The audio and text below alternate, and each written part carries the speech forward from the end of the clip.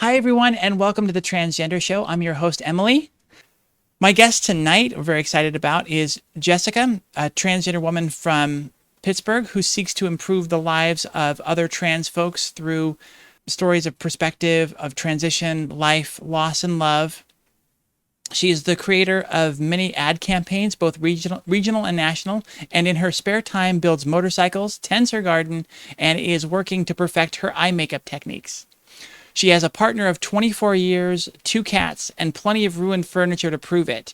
I'm assuming that's because of the cats and not because of the partner, but we'll figure that out in a minute. Everybody, welcome to the show, Jessika. Thank you so much. Thank you for having me tonight. And it is because of the cats. It's because of the cats. Okay, good. Thanks for the clarification. Or myself. Yes. We never know. We never know what your partner is like. You know, we'll find out during the course of the show, hopefully. But yeah, coming into it blind, we don't know. Jessika, just to make sure, and I didn't do this beforehand, your pronouns are she, her? They are. Great. We're good there then. So let's start at the top. With your transition, when did you realize that you were transgender? And then looking back beyond that, what were some of those breadcrumbs that would eventually lead you to realizing that? Yes. So I had the classic egg cracking story where I came out of a really deep depression in this incident, but I was working at home during the pandemic, of course, and it was 2022 in November, or I'm sorry, it was 2020. It was November, late November, shortly before Thanksgiving. And I worked from home and I was sort of on this hamster wheel of like getting up in the morning, walking down to the office, doing my work, cooking some lunch, feeding the cats, going to work again till the sun went down practically and repeating it. My wife was away. I'm married to a female. Her name's Adrienne. She was away in Florida with her mom and sort of got stuck down there during the beginning stages. I would say probably 5 months into however it was, 5 months or so into the pandemic. So she stayed there for a whole year, and during that time, I just had this, hamster wheel, like I said, of work, sort of churning out stuff that I do for a living, Mm-hmm. and it was a repeat. It was Groundhog's Day. One morning, I woke up, and I'd been sort of sliding down into this deep depression, and I suffered from lifelong chronic suffer of depression, sometimes seasonal, but this time I knew it was not a seasonal like episode. It was just this really, I always describe it as like this wet blanket of like, it clogs you up, it holds you down, it envelops you, it suffocates you. And I woke up one morning and I called my colleagues at my agency and said, I can't do it today. I'm not feeling it. Don't try and contact me. I'll get back to you in a day or so. Just having a bad time. And they were very amenable. And I went back to bed and I slept that day until 3 in the afternoon. And upon awakening, I was walking down from our bedroom down to the office, down to feed the cats because they were pissed. It was 3 o'clock in the afternoon. And as I was walking down the stairs, I have this mannequin that hangs from the ceiling in my staircase. Our bedroom's on the 3rd floor. And this mannequin hangs from the ceiling. It's sort of like a really weird, surreal mobile. It pivots. So it was like blocking the staircase at that moment. And I pushed it out of the way. And it's a female mannequin. I pushed it out of the way and I ran my hand like sort of down it as I was going down the stairs, down sort of the length of it.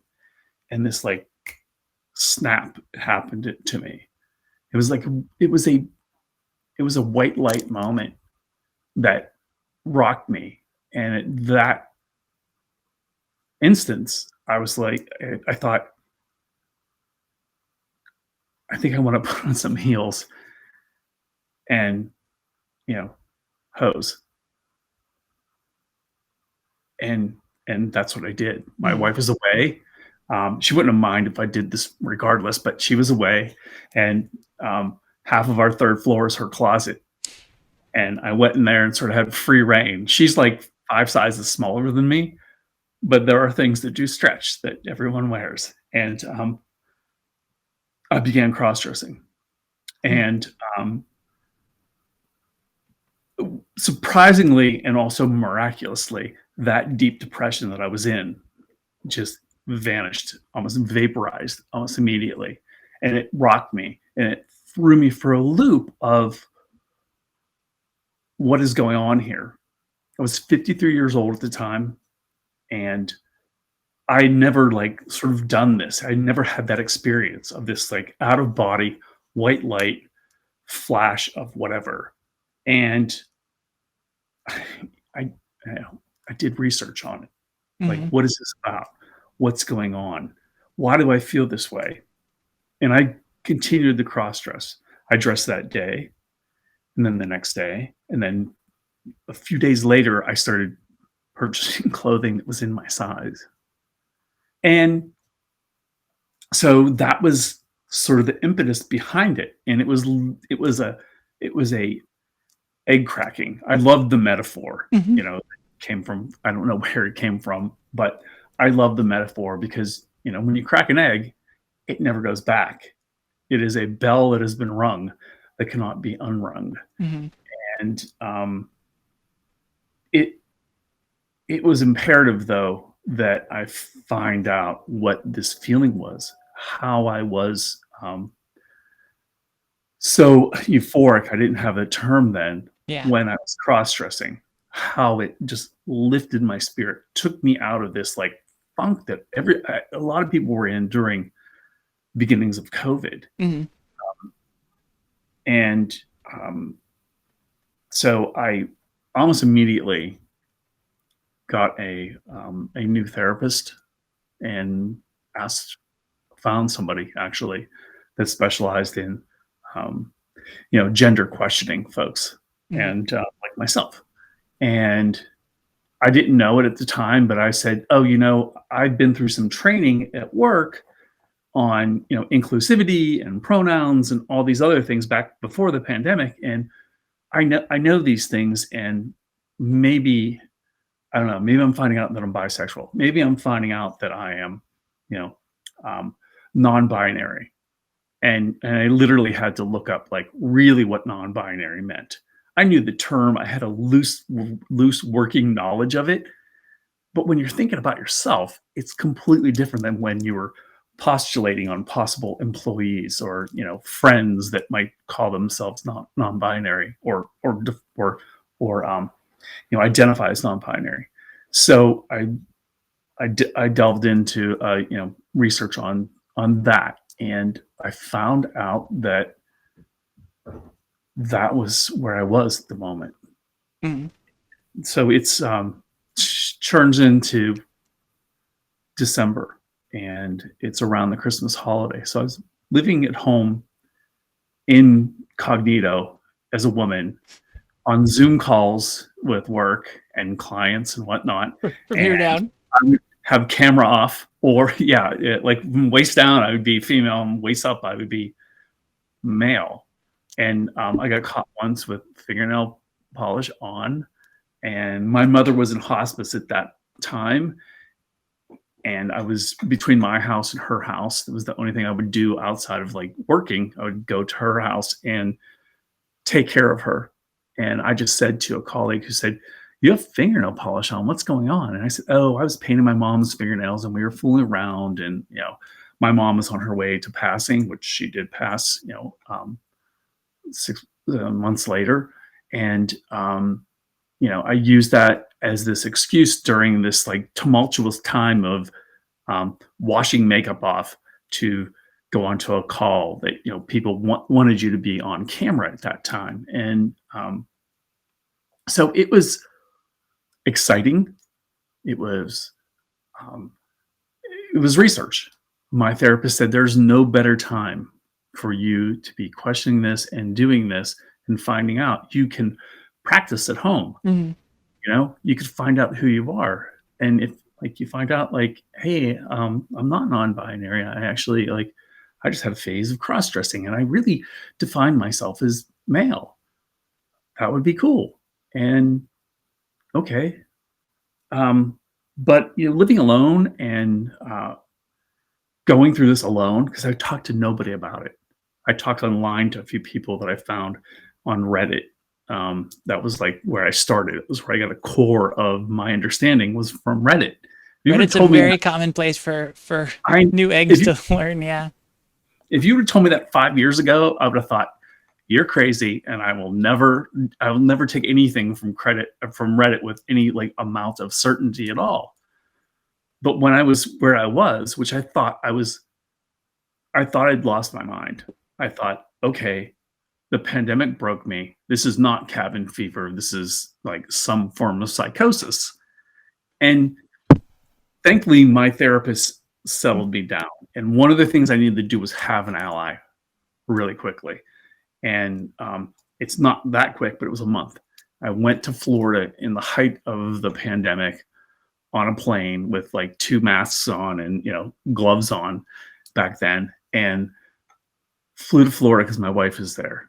And I we went out for a walk on the beach, and I said to her like, "Hey, here's what's going on. Here's what happened." I explained the story to her, and I said, "I'm I'm questioning who I am. I'm questioning my identity, not like my sexual orientation. I knew that like then like oh I'm attracted to women still, but I was questioning like who I was as a person, as a 53-year-old successful person, and as a 53-year-old person that like most of my male friends would be like, you're the most guy I know. Like that was one of the things one of my colleagues said to me when I told them I was transitioning. He said to me, "What? Like no, you were like you're the quintessential like guy that I know. Like you're this can't be." And I was like, "No, it's for real." Like So at that point, did you fear a lot of loss of like your job, your spouse, any of those sorts of things? Was there a panic well, leading up to that? I sort of clogged all those ideas together, but I told my wife, and she said, "You have to find out where this goes. You know, you have to find out. Like this is." And she saw it in me. She saw a few things. One was like happiness, but the other thing was like it was fear. It was fear of the road that I knew I was going to have to journey on. Because in the back of my mind, I think even at that time, I knew what I was. And the daunting hill that you're looking at of the journey ahead sort of brought pause to me. It rocked the foundation of who I thought I was, um, and put into question a lot of things. And one of the things I put into question was my memory. So I came back from Florida a week later and started therapy. I started 3 times a week and went down to 2 in like 2 months. And by that time, I defined myself as a transgender female, Wow. that I wanted to transition, and I knew that I wanted to be female. And That is such an amazing amazing journey in such a short time to go from an egg crack to having that resource, having that therapist there to meet with you 3 times a week, and have not necessarily acceptance from your spouse, but an understanding and sort of the go ahead to explore and figure it out. yes, yeah, it was an understanding. It was a she saw the like I said, sort of the deer in the headlights um, way that I was at the time, and I've been together with her for at that time it was 22 years, and we know each other. She's my best friend, and she and I both said at that time, like, I don't know what this means. I don't know if this means like, what if I find out that I'm gay? What if I find out that whatever? We sort of threw all of it out there and said, I have to do it regardless of what the outcome is. And I love you and I want to be with you and I want to continue this relationship, but I don't know where this goes. And she said, well, you have to do it. It's imperative. Mm. And, spoiler alert, we're still together. We're still, it's still, it's work. And we have a family therapist, they call them now, Nice. and, who specializes in transgender couples. So that's really super helpful and gives us a place where we can go and have somebody that looks at the two of us with eyes that aren't us looking at each other Yeah. or us trying to diagnose like the relationship or the communication issues or what have you. Yeah, there's definitely a lot to it, and having that help is really important. Going back a little bit, when you started doing that research in those early days, I'm kind of curious what were some of the things that you found, you came across that helped you the most? What were some of the key pieces of information or revelations that you came across? Well, one of the things that, why I thought it was like some level of psychosis was it wasn't like it was a educational variety of me coming to understand that I was female. It was like a white light, like flash of lightning, flip the switch, egg cracking thing. And I'd never heard of that, where someone sort of struck trans, pardon the phrase. But I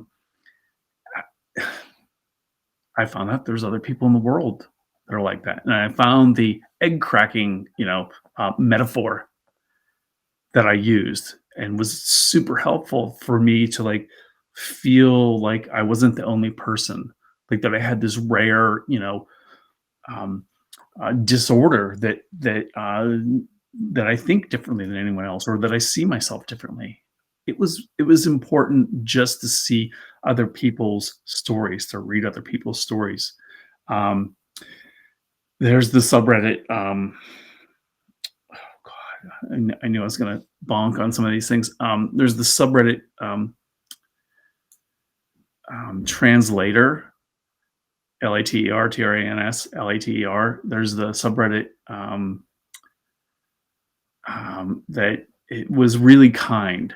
It was a really kind space. It wasn't a space where like, hey, do I pass or not? Or what surgery should I get? Or like it was none of those. It was the one, it was oh Lord, I don't want to open my computer up, but it, I was helped in ways that were sort of profound and by strangers, which I started chatting people. I've never been a person, I'm in my 50s. Like we didn't grow up with the internet. And I've never like chatted, maybe like a little bit on Instagram or a little bit here, or a little bit there, before this. But I would think Reddit would be a bad source. Like if I were teaching a college course and you came in and you cited all your sources came from Reddit, I'd flunk you. Yeah, and you're like, no, you can't. Those aren't real valid sources.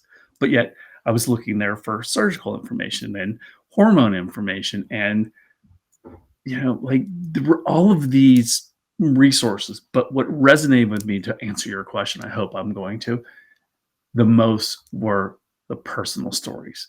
And after I had decided I was transitioning, I came out to a friend of mine who's a gay man, lives in New York, and I asked him, I'll use his name here, he won't mind. Hey, Marcus, do you know any trans women? And he said, well, matter of fact, I do. And he introduced me to a trans woman whom is around my age, but she had begun her transition in, I think, North Carolina in the early 90s. And she was a waitress at a diner. And I talked to her. I called her on the phone and said, hey, I'm friends with Marcus. I've been lifelong friends with him. And he told me I should talk to you about what's going on. And she like settled me down, sort of landed me in a comfortable space and in loving hands and said, things are going to be okay, honey. It's all right. Let it happen. Let it take its time. You may find out that this isn't for you. And of course, like one of my first questions for her, this was early on, was, what kind of hormones are you on? Did you do this? Did you do that? And she said, um, try, if you're going this path and you start hormones, they call it, HRT, but also one of the other terms is, you know, um, affirming, you know, gender affirming care. And what that will do once you start these hormones, you'll know. You'll know if this is right for you. And what I like to say is, it's called gender affirming care, right? I mean, it's like the other name. I'm saying it right. I'm spacing on the name. And it immediately, I felt it. When my testosterone dropped, it felt like it dropped almost immediately. I actually took my first dose of HRT on a day that I got my first shot of the COVID vaccine. I started HRT, jumped on a motorcycle, and drove 100 miles to my mom's house, which is probably not advisable to like do all that together. Like your first dose of Spiro, the vaccine, your first vaccine, and your first dose of it just once I got to my mom's house, I was like, maybe I shouldn't have done that. But I would say within a handful of days, I felt better. Mm-hmm. It was like finally, it turned off the gears that turned in my head Mm-hmm. that weren't meshing, that never meshed, that never felt like I'm a complete man, or I'm a complete boy, or I'm a complete person, period. Mm-hmm. It clicked in me, and it it was amazing. And how long was that after your so you had the egg crack, and then about a month later you had your moment with your therapist where you're like, I'm trans, and here we go. How long did it take before you got on the HRT? March. So 3 months. 3 months later. Okay. Yeah. Basically 4 months. And what? And I went to my GP first, and she said, I could do this, but I really want you to see an endo. So I went to an endocrinologist, and endocrinologist, vetted me with her, knew that I had been in therapy since January. Mm-hmm. So I was in therapy for 3 months. I'd been in therapy before, but I was in therapy for this issue. And he put me on, oral 5 milligrams of the lady juice, and the beginning dose of Spiro, whatever that was, 100, I think, or 50. I don't know. I'm not on it anymore. So I think it was probably 50. I think that's where I started as well. Yeah, 50 and 4, and and that was the start, and here I am. And during that period, going back to the interaction with your spouse, it seems like you've made a lot of progress really quickly in accepting yourself, accepting what the process will be like, and all of that. How did you include your wife with that, and what was going on in your conversation at this time? Yeah, I mean, I told her that I define myself as female. My mom was sick, and there was a lot of she was passing away, and there was a lot of emotions were really high. I talked to my mom about my childhood. I hadn't come out to her at that time. So from December to April, I lived as a female, and without my mom knowing. And in that time, I chose a name. I decided, obviously, that I was going to live my life, the rest of my life, as female. And I told my wife, like, hey, here's what's going to happen is like, I'm going to go and, you told me to find out what this is. And what I've found out is that I'm defining myself as female. And I said, I think I've always been female. And I've started on hormones. Like I told her, obviously I was starting on hormones. And with the express knowledge of, and I downloaded her with all the information of, hey, if I try this for a little while and it doesn't feel right, I'm going to get off of it. I'm in my 50s and she was in her late 50s. She's 6 years older than me. And it wasn't like we were going to have children where, taking Spiral would have been a thing. I wasn't going to bank any sperm. I wasn't going to do any of that stuff. So it was sort of like a decision. Like I'm going to live out the rest of my life jumping into my golden years as, a female, as Jessika. And she was rocked by the information, you know, still is sometimes. And it was profound. You know, she said, well, I don't know what this means. I married a man. I didn't marry a woman. I don't know if we're going to make this. I don't know if we're going to make it through here. And that was really hard to hear. Like, she married a man, but I'm like, I would say like, but I'm the same person. And she would say, no, you're not. You're not the same person. And that's the thing. Like a lot of people will wrestle with. A lot of trans women I hear saying that, like, well, I'm still the same person, blah blah blah. And I'm like, honey, I'm not the same person. I'm just not. But I have like the core of me, like who I am, the foundation, my likes, for the most part. My soul is the same. But what I found out is that like that thing has always been female. And it's better, I've seen inspiring stories of people transitioning in their late 70s, 80s. And every time I see that, I just think, God bless them, It's a great reminder that it's never too late. We like to judge ourselves against others and be like, oh, I can never look like that. I'm too old. Just various other constraints in my life that make it impossible or even improbable Right. at Right. worst. But there's no wrong or right way or right time to do it. You transition on your time. You discover yourself when you're ready to, Right. and it's all about allowing yourself to go through that journey and allowing yourself, I like to say, to pull back.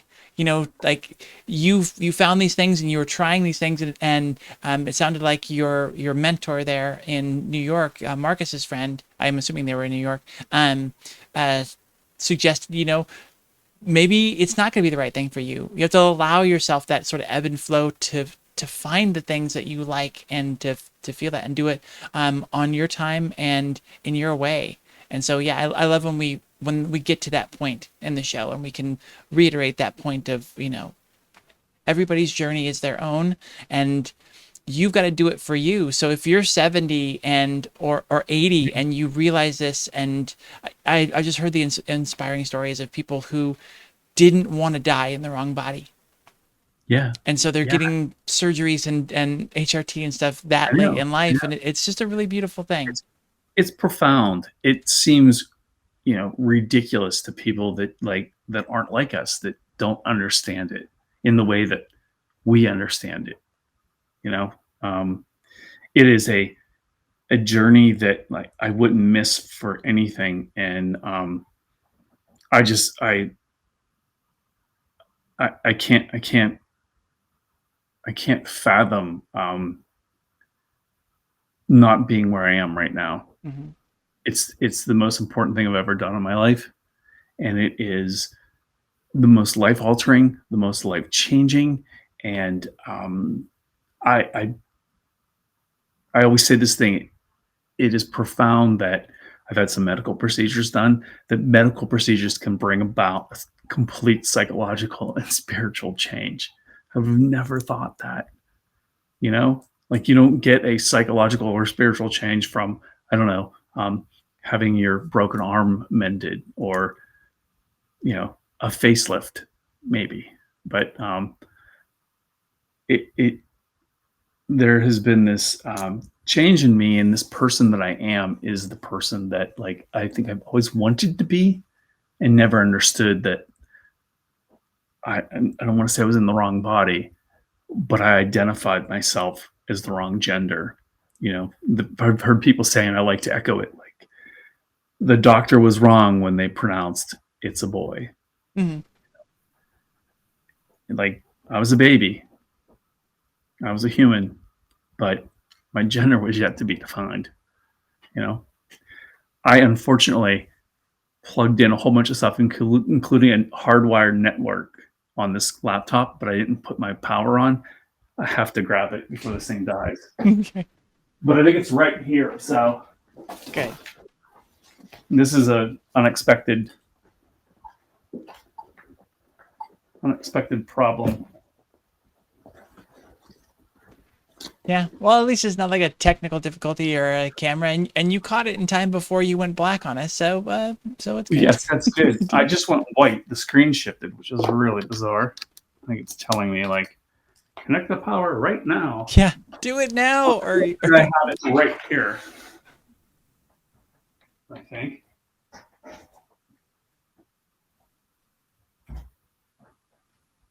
Thank you for your comments. I wanted to make to just bring forth the note again for those of you that have come into the show a little bit late. We go through this section talking about the gender journey story. We'll take a break, and then we'll come back and we'll ask all of your questions, and I'll pass on all of your comments. So even though Jessika can't see the chat now or respond to it, keep your questions and comments coming in. We will get to all of them just after that break. Oh, you heard the magic noise. I'm so sorry that happened. It's all good. I'm embarrassed. It's a good sort of reset, and we'll get back into it. So I want to dive into a little bit more because we don't get to talk a lot about the relationships on the show, and I know that we've talked about some of the initial conversations. I want to kind of find out from you what you feel were some of the keys in unlocking the acceptance from your partner, from your wife, and getting her on board and learning to accept it, and then actually realizing that she did love you as a person and that the gender didn't matter as much.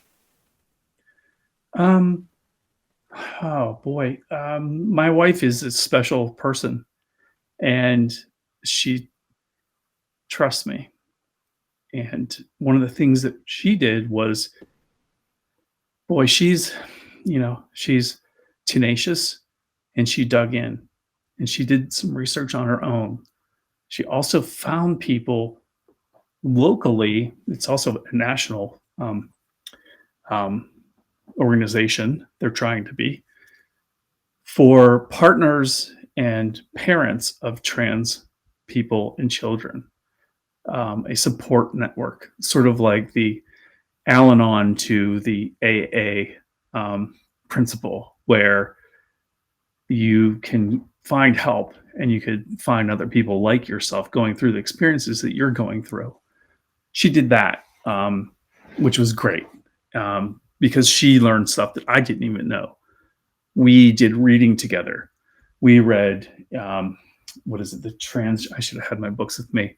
The Transgender, basically the encyclopedia, Transgender history.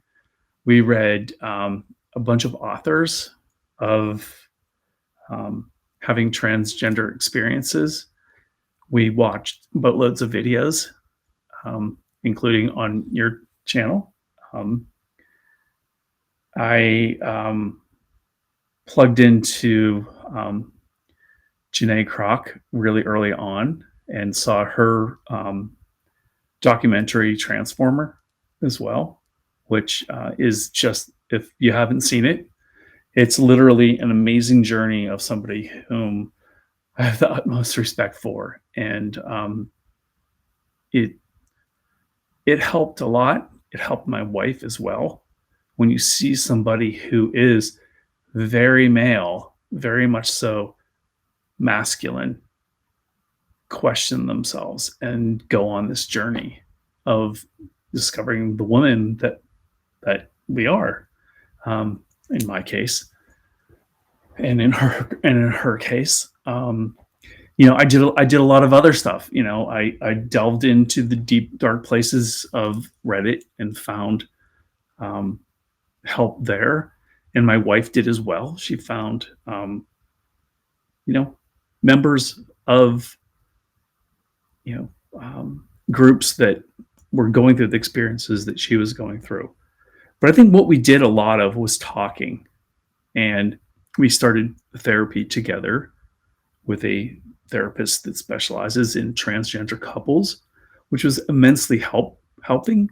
And it was helpful like early on. But what we do, I try to, for the most part, is involve her in the decisions I'm making. A lot of it, I'll say, I've done a lot of stuff already in a short amount of time.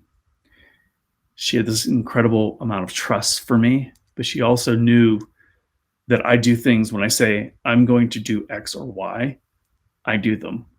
And I'm also a finisher. I'm a type AA personality, but I'm also a finisher. When I say I'm going to do this, I'm going to remodel this whatever part of the house. I'm not the person that gets 50% into it and then stops. I'm the person that does the whole thing. And I'm the same way. If I'm going to get fit, I'm going to get extremely fit. If I'm going to, I build the motorcycle, I will stay on it until it's done. I've taken maybe a year on one bike, but most of them are faster than that. Like I've had patience and have taken my time on some projects. I've restored cars. I do stuff like that are really intense and really involved, and may involve other people. Same with this project with myself. Mm-hmm. So I've involved her a lot in it. I didn't give her like ultimatums. She didn't have a veto vote on my FFS surgery. I said, hey, here's what I'm going to do. Here are the procedures I'm going to do. Are you with me? And she was, of course, yes. And she supported me. She's my number one advocate as well. I'm always concerned sometimes. It's a little less now that I've been transitioning for a while, but early on, when we would be out and you would get the invariably the stare or the comment or the whatever, I'm wary of her defending me vigorously, because she is protective. And so the relationship suffered, yes, but it also bloomed in another way. It's really awesome to have your partner as your friend, advocate, supporter, and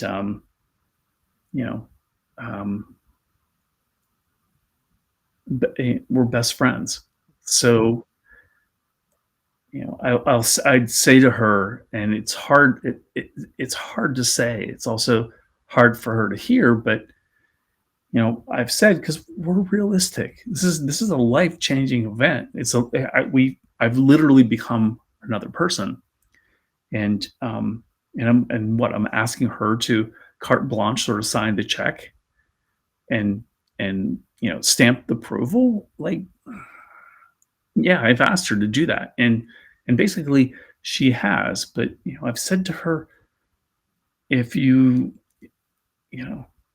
have the option of not being here, of course. I mean, we have the option of being, even if I didn't transition. But I've said to her, and I mean this, if we do break up, if perhaps we can't find a way to continue in this relationship, I want to continue to be your friend. I want you in my life. I can't live without you. I don't want to live without you. And that's hard to hear. And, she said to me, I hope that doesn't happen, but I don't know if I'll be able to do it. So like there's no kid gloves. There's we're not, fiercely codependent in some, bizarre way. We, therapy keeps us on a beam, and I I I think I'm blessed that I've had a partner that also questions me. I've had FFS surgery. She thought I was crazy. She said, I don't understand how this dysphoria that you have would force you to do this thing to yourself, this violence to your body, she calls it, this violence to your body. And I'm like, it if you've had it, it's violence to your body. When they slide your face off, it's not, it is not a procedure for the weak of heart. And I've done other procedures too. Like I said, I'm a finisher. So I've done other things, and it has changed our life. Modifying your body to the point where you change genders is life changing. And in my case, irreversible. And my cat wants to be in on the conversation. So it wasn't me. So it's incredible that I've had this opportunity, and it's a bit of why in my in that intro write up that I say, like, I like to give back through storytelling. I like to give back through talking with other people about other trans folks about this process, about what you go through, about what you give up. I had this thing of, like, I had to, and my wife and I, of course, talked about this. I had to be willing, unfortunately, to give up on our marriage. It's like, going to Vegas and putting all your money on, Black 13. And it's basically what I did with our relationship. Mhm. But I didn't have an option. This thing I've had in me, this awakening, this urgency, there wasn't an alternative for me to, like, say, like, well, I'll go halfway. Like, I cross-dressed for a month. That was cool. A couple months. That was cool. But, I had to go further. Mhm. I had to fully transition. Well, it's beautiful that she was able to at least support you in that, and stay with you and what you needed, even without being able to guarantee what that would mean for your relationship. But seeing that you're my partner, and I love you, and I see that you need to go through this, so let's get started. Let's go. Um, Yeah. Moving through your transition, did you have any fear to overcome and deal with, or any hurdles that were in your way? Or since that egg cracking moment and discovering who you were, deciding you needed to transition, has it been pretty smooth for you to move through all of those things? It has. My mom passed, and we had a funeral, and it was like my coming out party to my extended family. That was pretty rough. I came as female. I came as myself. I'd come out to my mom a month before she died, and she was at first, said to me, "Hey, your life's going to be really, really hard. I don't like hearing this." And then, the next morning, she fully embraced me and fully saw me, and told me she loves me. And I mean, she told me she loved me when she told me my life was going to be hard as well. But she was accepting. She didn't like my name. She didn't like what I did. She didn't like. I told her, like, I'm going to live the rest of my life as a female. She said, I don't like that. And I was like, I know it's not your decision, you know. But before she passed, she said to me one morning, she woke up out of a sleep. She was, like, in the midst of dying. It was a couple of days before she died. She was dying of organ failure, and, like, we were around her hospital bed in her family room at her home, And it was in the morning. I was alone with her, and she woke up out of a deep sleep and grabbed my hand, scared the shit out of me, and said, she just looked at me in the eyes and she said, she got my name right, Jessica. And I was like, yeah. She said, I wished I would have seen this in you earlier. And I love my mom. I can't believe she said that to me. And she called me pretty. She called me like, she saw me. She saw me as the female that I was. 90% of the time she got my name wrong. She either dead named me or called me like, Leslie or like some other name. It was kind of funny. The name she would have preferred you took, apparently. Yeah, when I told her Jessica, she said to me, she literally just like went, "Oh my God, why would you choose that?" I was like, "Really?" But she saw me. She loved me, and I've had this thing in transition of looking back, my whole life and saying, where was this? Like, where did this happen? And there's an old story of like, I was raised by my mom, and she was really involved in her church. And I went to, for the first 8 years of my life, 8 years of school. I went to the Catholic school that she was affiliated with. She was the president of student council. She was, the president of whatever it was, the ladies that took care of the church, and it was all women. And she had 5 sisters, and 3 of them would go to the church with her almost every day. I'd go to church with her because back then, I grew up kind of poor. My family didn't have babysitters, and in the end of the '60s, the beginning of the '70s, there weren't like daycare facilities where I grew up. That stuff didn't exist. You were babysat by the people you knew. So I would go with her, and I was 4 years old, and I was with my mom all the time, all the time. I had 2 older sisters, but I was with my mom constantly. And this priest that my mom was friends of said to her one day, "You have to get that boy away from all these women." And it was sort of a family folklore sort of thing. That was like when I began kindergarten a year early. It was when she put me into kindergarten. And I asked her before she died on an evening where she, was sitting in a chair. She was still able to be in a chair then, and she was sitting there, and she called me handsome, and I burst into tears. It was uncontrollable, like this, like feelings I was having. I was in the midst of the beginning of my transition, and she was calling me handsome. I was just like, I have to tell her, and I didn't want to tell her, but so I asked her about this story about this priest, and I said, why did he do that? Did he think like I was a little gay boy? Was he worried about me being whatever? And she said, no.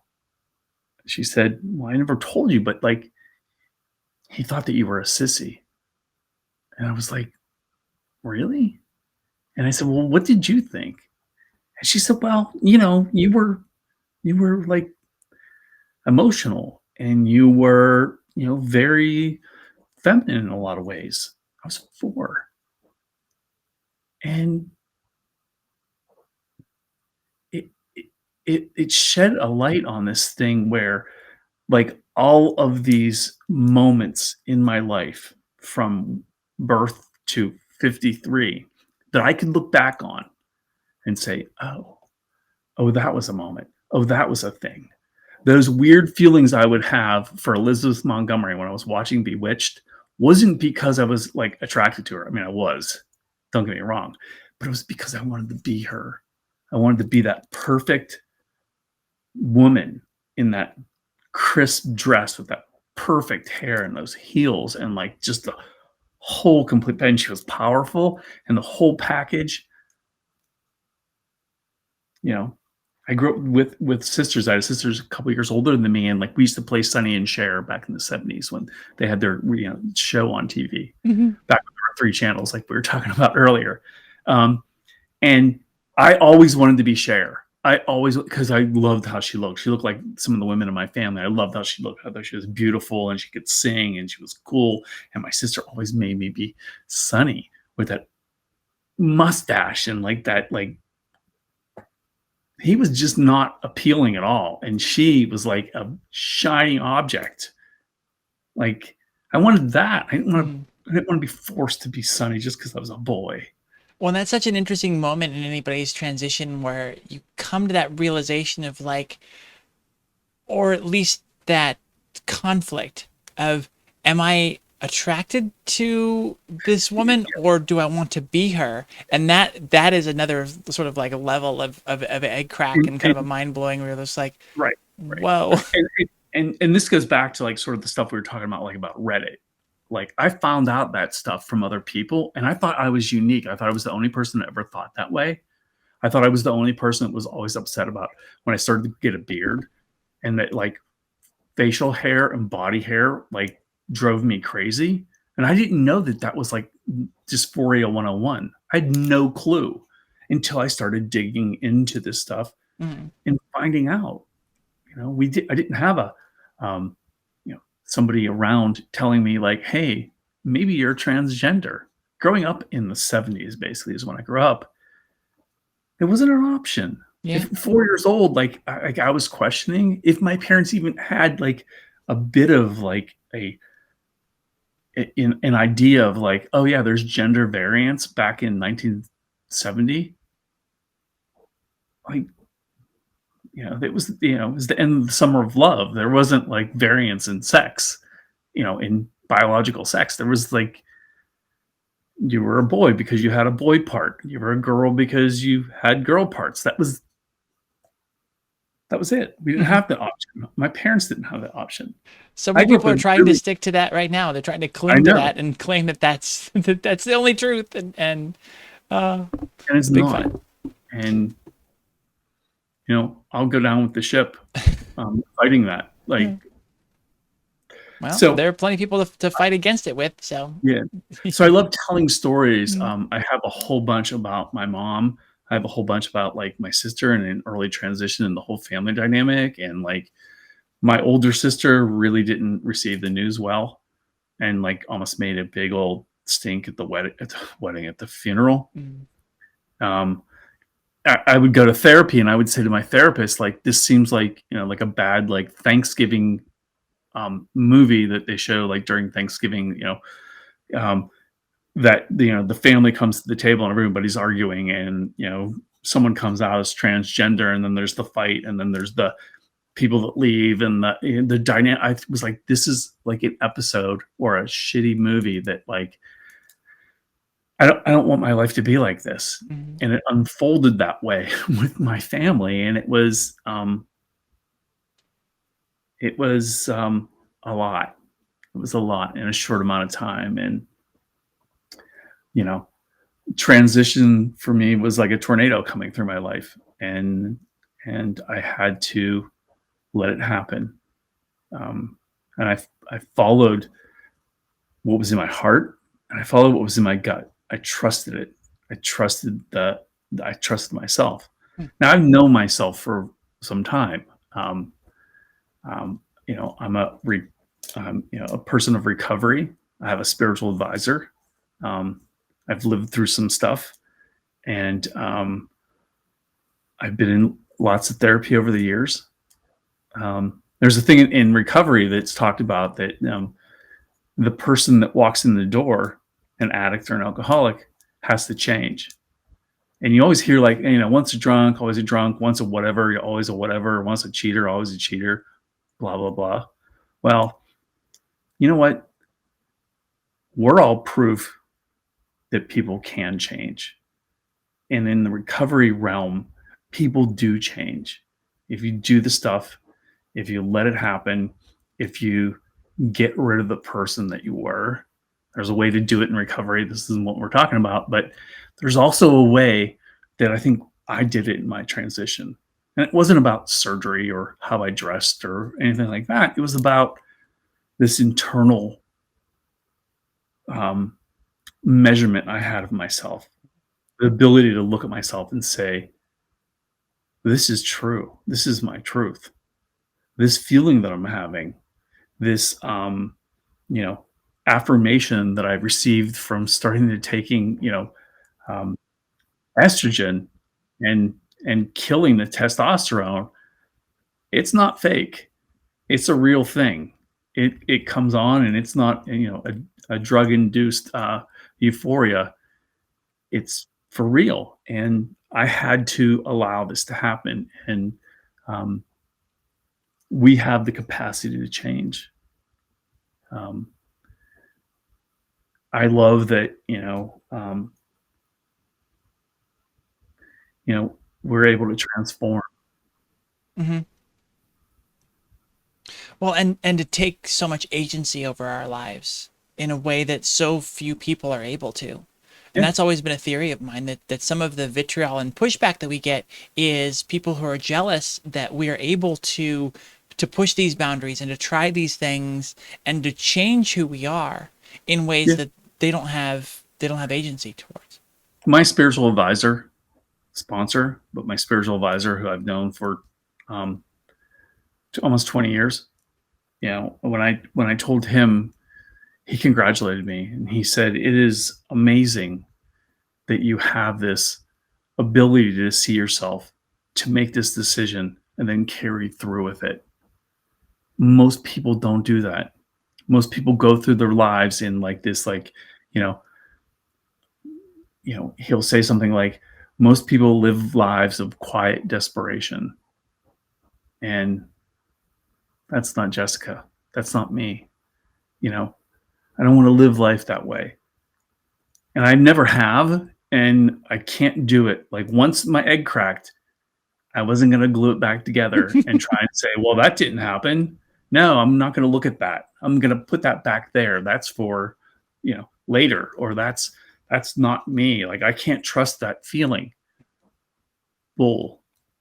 Well, I love your analogy of the tornado that comes through your life. And at Yeah. some point, if you embrace it and go with it, you're sort of a storm chaser. You're sort of like right there in the middle of it, going right along with it.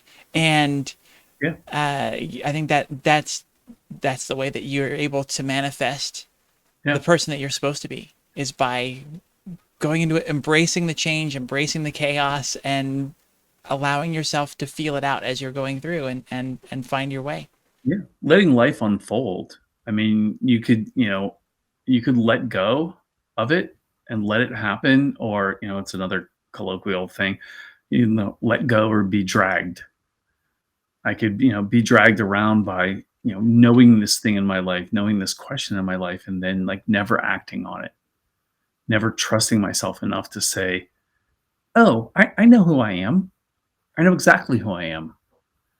And and it's fortunate that I've had the ability to do that, that I've had the ability to find that, live that, and execute on that thought.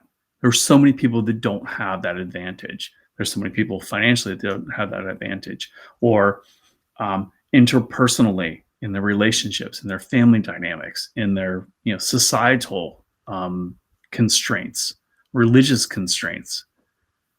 I felt like I've been blessed that I could see this and then change with it. And, I advocated a lot when I was looking for gender affirming care from a health plan that's here in my town. I advocated for my own rights. I advocated for stuff to be covered under their policies, and made change in their policies was part of that change. And part of that was, it wasn't for me, because there were things that I could afford. Some of these things I could afford, most of them without insurance, but there are people that can't. And I advocated for them to change what they cover and how they cover it, and supplied them with a lot of research, a lot of information, a lot of context, a lot of contact, a lot of personal conversations for almost 2 years. I mean, I started on this path of like, hey, here are the things I want to do. I want to have hair removed. They covered laser, but they didn't cover um, electrolysis. Why? There were a whole bunch of anomalies, and there were a lot of missing things. They would cover top and bottom surgery, but they would have no coverage for FFS. And one of the things I implored upon the governing body at this health plan was this: when I walk into a room as a transgender female, I don't walk into the room mostly with my breast hanging out. I try not to, sometimes, but not really. I don't walk into the room with my breast hanging out and my genitals showing. I walk into a room normally, and what you see and who you judge that I am is on my facial features. So you're going to offer transgender care and say that you offer transgender care, but yet ignore one of the most prevalent and prominent features is the male face. Why wouldn't you cover this as well? Mhm. These other institutions do. Why wouldn't you do this? And we changed it. I changed it with an advocate. We changed their policy. And that's what I'm talking about. Like, we don't always have to be driven by some sort of higher ideal, but isn't it cool if we can be? Isn't it a responsibility? I feel like like I said, like I've been given this opportunity, that like I'm financially well off enough that I could do some things. I am born into this world as I was, a white, um, person. Don't I want to at least give back a little bit and help some other people? Like, yeah. So I don't know. I like to leave the place better than, how I found it. That's beautiful. I love that. Um, what is your favorite thing that you feel that you've learned throughout your journey, either about yourself or the world around you? Um, hmm. I mean, I'll say it about it's sort of reiterating what I said earlier is that people have the ability to change. I've changed people's perceptions because they knew who I was as male. I've changed people's perceptions around me that don't know another trans person. Um, and they changed. Their perceptions changed and how they interact with other people changed. So hopefully in the future, when they come in contact with other people like myself, like you, they're better for it, that they've known me and that they've gone through this with me. Um, I've seen my relationship deepen and blossom in ways that I never thought possible with my spouse. And we have another level. It's like we keep finding these like hidden levels, these little Easter eggs in our lives.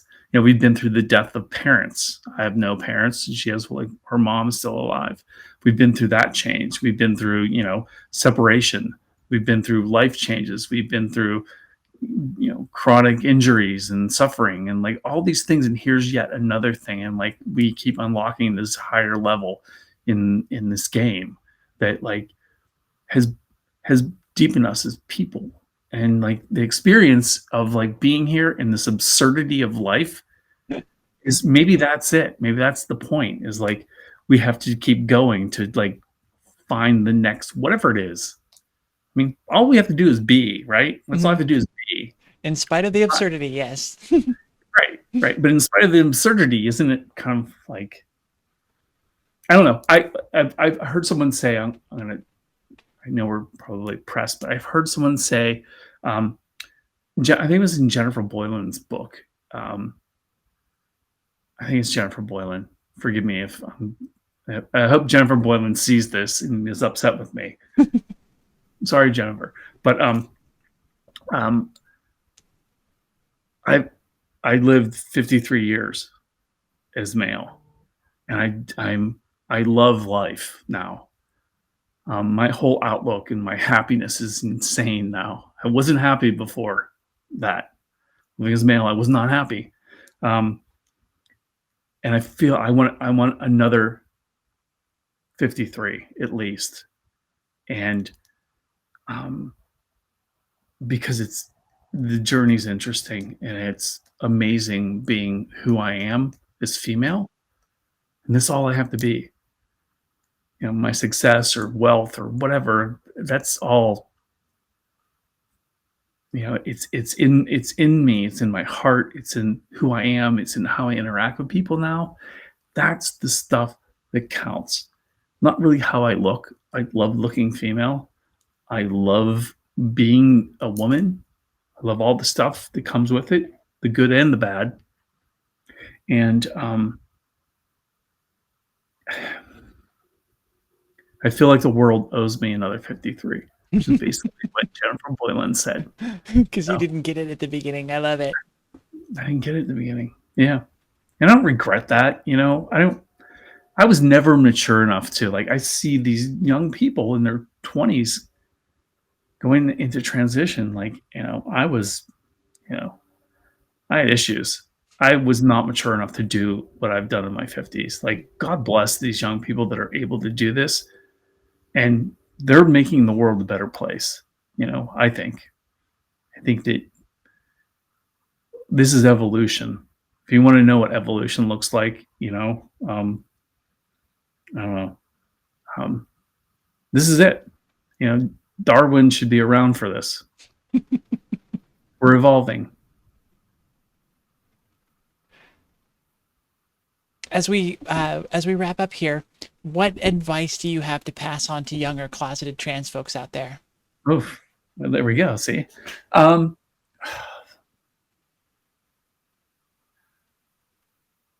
I think that if the key word here is closeted, I think that safety is the number one concern when I think of people that are living that way.